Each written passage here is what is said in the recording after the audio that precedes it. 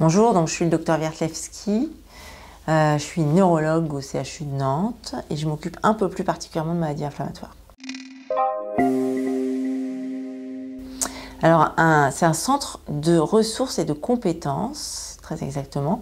En fait, c'est plutôt un centre où vous allez trouver des experts sur une maladie donnée, en l'occurrence la sclérose en plaques, mais pour les CRC, il faut élargir ça aux maladies inflammatoires du système nerveux central, parce que vous allez finalement avoir des médecins, mais pas que des médecins, qui vont s'occuper de la sclérose en plaques, aussi des maladies cousines que sont la maladie de Vic ou les maladies à anticorps anti-MOG, et qui vont s'occuper par exemple des scléroses en plaques chez l'enfant.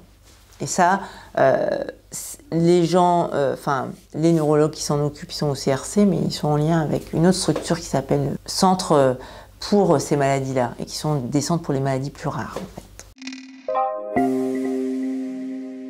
Le CRC, ça a été mis en place, on va dire, au moment où le gouvernement s'est intéressé au plan ou à comment a été faite la prise en charge des maladies neurodégénératives en France sur tout le territoire.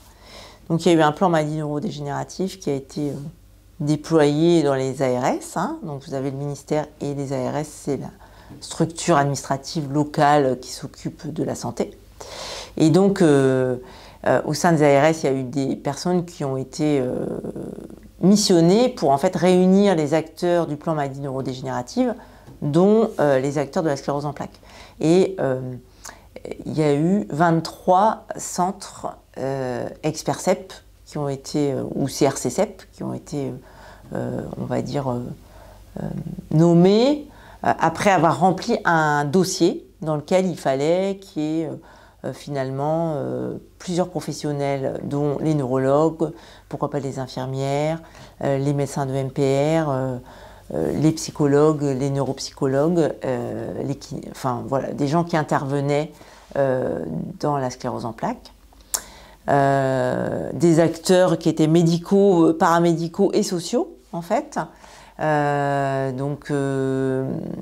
c'était une des exigences du dossier, avec dans le dossier, l'autre exigence c'était le lien avec un réseau, éventuellement, et aussi l'organisation de réunions de concertation, soit thérapeutiques, ce qu'on appelle des RCT, soit des réunions de concertation pluriprofessionnelles, donc avec plusieurs professionnels en fait.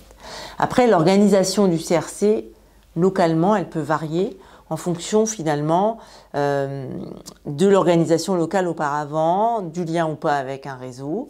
Et donc vous allez avoir par exemple à Rennes, c'était la clinique de la sclérose en plaques, et donc le CRC il s'est organisé autour de la clinique de la sclérose en plaques, et quelque part il remplace la clinique de la sclérose en plaques, et tous les professionnels vont venir au sein du service de neurologie pour consulter. À Nantes, c'était pas organisé comme ça.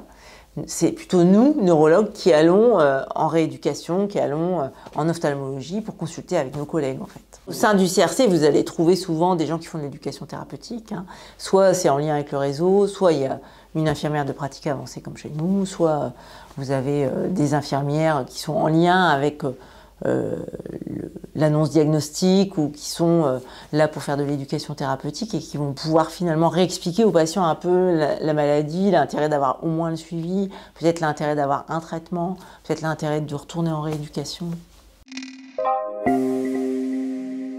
C'est important peut-être d'être vu une fois pour faire le point sur sa maladie.